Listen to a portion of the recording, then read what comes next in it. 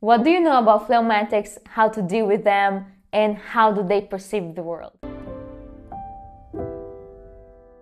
Hi, my name is Natalia Mascarenhas. Welcome to my channel. This is one of the videos from the Temperament series, and today I'm gonna talk about phlegmatics. Phlegmatics, they are extremely sweet people. They are the most calming people in the world. There is almost nothing that can get them out of their peace. They can be perceived as slow, as people with sometimes a delay in thinking and delay in reaction, but it's not because there is a problem with them, because there is nothing wrong with them. It's just that they have a temperament that has a low energy. From all the temperaments, phlegmatics are the ones with the lowest energy. Sanguines are the ones with the highest energy. On the last video, I taught you about sanguines. If you didn't watch, you can watch it right here. And if you don't know anything about temperaments as well, you can watch this other video where I talk about the 4 temperaments. And you can understand the difference in between each of them. In a world today where everything is very fast and everything is moving fast, everybody is expected to act right away, phlegmatics can suffer a lot. Even doctors can end up diagnosing people that are phlegmatic as someone with autism or someone with a low mental capacity, even though there's nothing wrong with them. Phlegmatics, they are naturally slow, they are naturally taking the pace through life. They perceive life as something to enjoy. They are not the kind of people who are planning 10 years ahead, who are planning 1 week ahead. They are the kind of people who are just waiting time to come. They can also be the kind of people who don't have much goals in life, but not because they are lazy or because they have no expectation of life, but just because they take every second as it is. They don't rush in life. They really take their time for everything, which can be amazing for when you need someone to listen to you, when you need someone to be by your side, when you need someone to just be calm. That's the person you want by your side, a phlegmatic.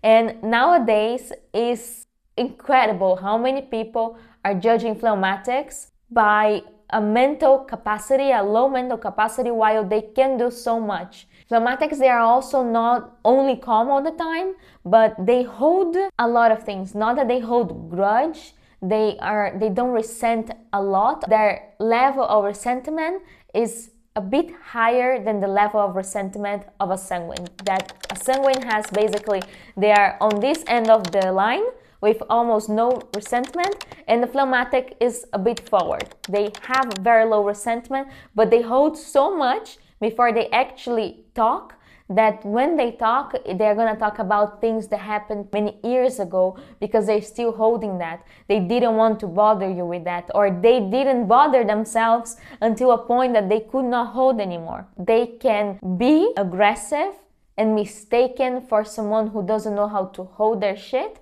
but it's not because they cannot. It's just because they were holding for a long time. If you are phlegmatic, the thing you have to learn is to talk when something actually bothers you right away, because people have to know your boundaries. You cannot just let people do their thing or talk to you in certain ways when it bothers you. They have regrets about people screaming at them or acting with them in a certain way, and they don't do anything at the time because at that moment they were absorbing the situation first. They think about it and then they react. The phlegmatic temperament makes this reaction slow compared to the other ones. Let's look at the line one more time. When it comes to energy, the energy line of a phlegmatic is the lowest and the sanguine is the highest. You can watch the previous video about the sanguines and you see the sanguines are very high energy. Phlegmatics are in the other end, low in energy. It doesn't mean they have a delay, they are retards or anything. If your temperament is not phlegmatic, you have to learn to be patient with them.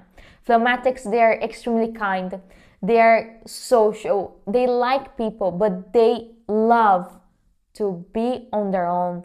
They love to read, they love calm, they love peace, they despise crowds, they despise screaming, they despise extremely noise. Doesn't mean they have autism, for example, but it means that they have their peace, their way of recovering their energy is different from others. What phlegmatics need to learn is not only communicating their needs and their thoughts when they come, but also to accelerate a bit more.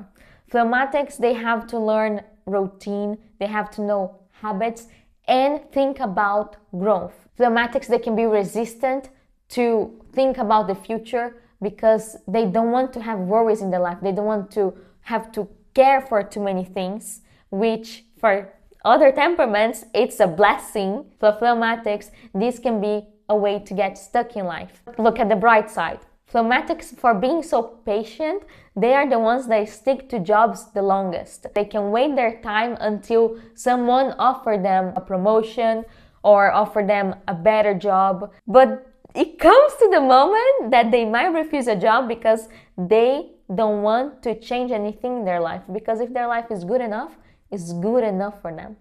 And you shouldn't force them to change, but cooperate with them to see the possibilities of growth. I have a couple of phlegmatics in my life, and as a choleric, for me it's crazy to see some of them having the opportunities to get a better promotion, a better job, and sticking to something that for them is good enough.